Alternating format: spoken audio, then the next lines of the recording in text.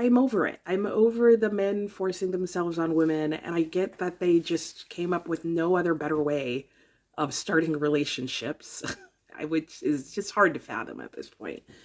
But I just feel like we're in a new generation in the Tale of Genji at this point, but I feel like it's the same old story in terms of relationship. So you've had all sorts of people get married and married again and moving on to their next affair.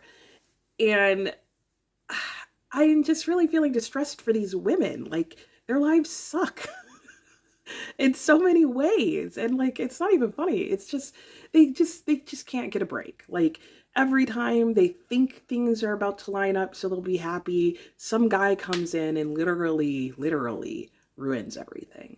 And it's hard to understand. And it's interesting because in the Tale of Genji, it comes across as like, yeah, this is fine, this is acceptable, this is just how things are and the way things go. And, you know, but you do also still have times where the women are objecting to it and they're upset by it. And they're like, well, I can't believe this happened and this is unfair. But they don't go into it too long because then they eventually just accept that this is their lives, which I think they have to do to survive. All this to say that it made me think about this other book that I've heard that isn't related to the Tale of Genji in terms of it's not written by the same author or anything, but it was written during the same time period. And that book is The Gossamer Years. And this is a diary written by an unknown woman during the same time period in Japan in basically the same area as Murasaki Shikibu was writing. And in this diary, this woman is a consort, I think, to the emperor. And she just shares her view of life and how frustrated she is with this multiple wife situation and how hard it is to be a woman during that time.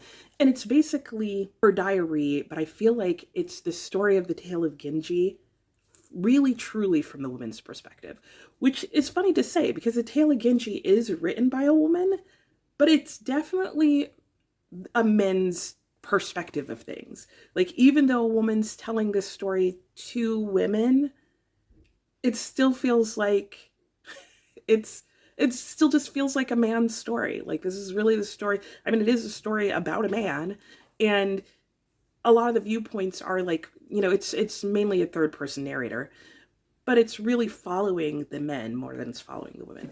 So like I said, this has really made me want to read The Gossamer Years, which is really a woman writing, following women and sharing a woman's experience.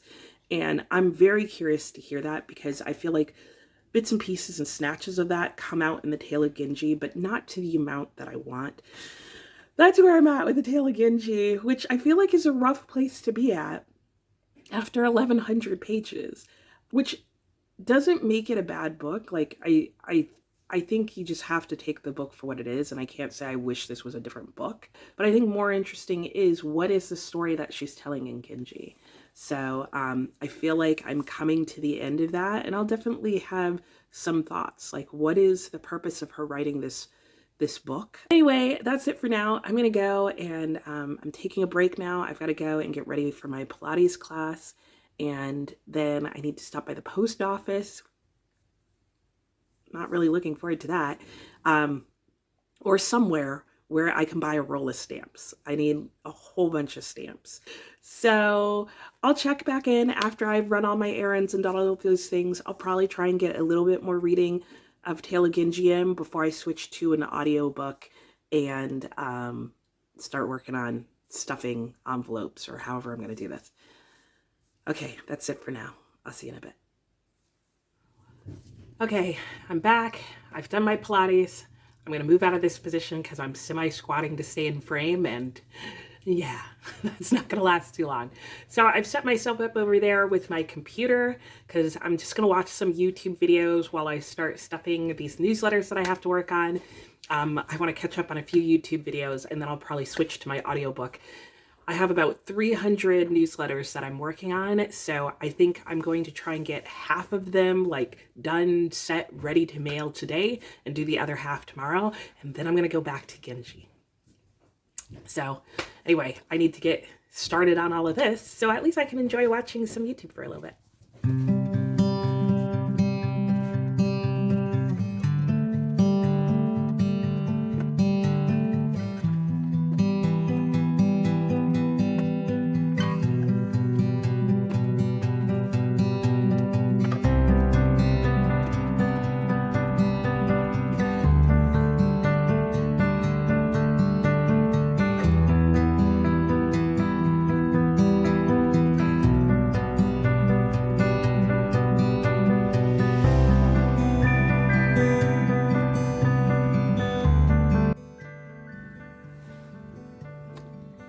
Okay, it is 9:10. I'm getting tired. I've read another 40 pages, but I'm making decent progress. So I'm definitely not finishing tonight, and that wasn't my goal anyway. But I think I should hopefully be able to get in another 40 pages today. And if that's the case, then I should definitely be able to finish this thing tomorrow. So it's been 3 hours or something like that since my last check-in, but I had dinner. We had barbecue. It was yummy. Hubby's gonna make some coquito. Yeah, so it's gonna be a good night. Hubby's looking like he doesn't want to make the coquito, but he told me he would. I'll let you know. What's going on in the book? There's love triangles, but I guess slightly more satisfying at this point. There's two men fighting over one woman instead of women trying to get the attention of a man. So that feels slightly satisfying after all this time. Do I like how either of these relationships with the woman started? No, absolutely not. That's just bothering me, but I'm really shaking this camera. So I don't want to make you any more sick than I already have. So that's the only comment I have to make on what I've read up to this point. So let me let you go. I'm in another reading sprint because, oh no, it's the last sprint too. No, I need more sprints to make it through. I need all the help that I can get at this point, guys. Okay, let me let you go because it's a good 60-minute sprint. And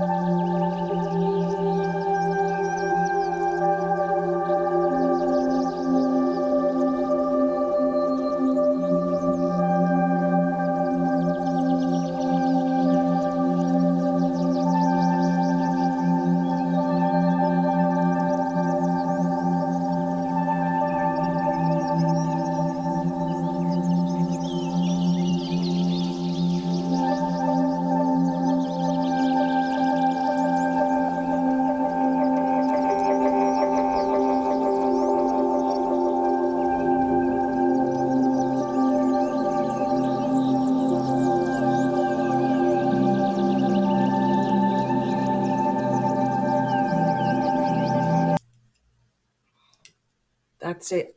I am done. I finished the Tale of Genji, all 1,319 pages. And wow, it's left such a different impact on me than the first time I read it. Interestingly, the very, very end of the novel went in a direction that I was not expecting. I really had forgotten how the story ends and with which character the story ends on, and I needed that change at that point. I just have so many thoughts about this book, but I guess I'll go over them in this video in brief. So, in regards to the history of this book, it does a great job of really getting into court life during this time period in Japan. And I think if you're interested in the history of Japan, of this time where you have emperors and you have this aristocracy that is just really wealthy and living this very lush, leisurely life. And just want to view into that life and what that looked like, and the type of leisurely repasts that they enjoyed, how people entertained themselves at that time, as well as the romantic diversions they had. This would be a really good read for that. It's just extremely informative about that time period, I think. Additionally, there is a significant use of poetry from this time period in this book. I think one of the brilliant things that happens in this book is the way that she is able to use poetry to more deeply express people's feelings. So I'm just astounded by the amount of poetry that Murasaki wrote in this book, as well as the tons of poetry. I mean, there's almost poems on every single page that she's alluding to. Which is, it just amazes me to have that many poetic allusions. I think the other thing that helps you get through this book is all the drama. There is drama, between the women in the book, between the men in the book, between the men and the women in the book. There are ghosts, there are possessions, there's like fears of spiritual attacks, there are exorcisms. Uh, there's a lot that happens in this book, even though I would definitely say this book is slow paced. I think this book holds up really well to focusing on one chapter at a time. The difficult side, I would say it's the character names. The translators of the work have to decide what they're going to call the characters, because by and large, the characters don't have names. They're just referred to by their rank and their position in the court. However, that changes as the story continues to go on. And so that can become even more confusing. There are a lot of characters in this book, so it's a lot of people to keep track of. Good commentaries, and even a lot of these books do try to lay out for you who some of the major characters are. But there are times where, until you're quite a way through, it can be confusing as to who's being referred to. I think another thing that can make this book somewhat difficult is I felt like I wanted more cultural references. There are things that are happening in the book that I would just every now and then feel like I don't know if I understand what's happening or the significance of what's happening. So I wish there was more notes in this version. Depending on how frequently I decide to reread the Tale of Genji, I may eventually invest in a larger commentary on this. I felt like the writing style changed significantly. A lot about the narration and the characters that we were following changed significantly. And I really struggled to get back into the book at that point. And that was the point where like the whole male dominance really started frustrating me. I think because we started following other male characters, and I guess I just didn't like them as much as Genji, or I didn't understand them as much. And I don't know, I think I felt resentful having to get to know other people like 1,000 pages into a book. Like I really, I really didn't want to get to know another character very well at that point. So I was also getting really frustrated with like how the relationships were going. It just became harder and harder for me to find these relationships romantic, even knowing that at the time this book was written, that they were considered romantic stories. And I talked about that. I talked about how I'm going to read the Gossamer years at some point, because I need that woman's perspective on these relationships. I've gotten plenty of the male perspective, even though this book was written by Murasaki. And that brings me, I think, to what I believe is partially her purpose in writing this book. Murasaki's audience was mainly other women who were in the court with her. And a lot of people say that this book was written, to entertain them. And I believe that. I do believe that these were the types of stories, because you see stories like this told within the book as well. That stories like this, would have been told, for entertainment purpose, something to give them something to do during the day. Another message that's being given, other than like, hey, read this and enjoy it, is also this idea of the ideal woman. Genji spends a lot of time at the beginning talking about the ideal woman, and then pretty much the entirety of his life looking for the ideal woman. And there's this rainy night scene at the very beginning of the book where they talk about him and three of his friends talk about what an ideal woman would be like, and I and they talk about different types of women, and those types of women come up over and over again throughout the remainder of the book. And I really felt like a message that Murasaki was giving to the other women who would potentially be reading this book is you are also in court life. And there are men like these of different attitudes, because all the men are very different from each other, who are looking for an ideal woman. And maybe you want to be that ideal woman. And so, in some ways, I think this book kind of serves as a guide at the time of what is the ideal woman like? Where can you find her? Why are the unexpected ones found not where you would look for them? And what does that mean? What are the implications there? I think there's a lot to be said about who are the women in this book that are held up as paragons of beauty, especially given that during this time period, you're not really seeing the women. So it's not physical beauty that's making these women important. And I can't help but think that if you were a woman living in the time period that this was, published and being read, that you couldn't help but think, oh, calligraphy is really important. Maybe I need to go and practice my calligraphy.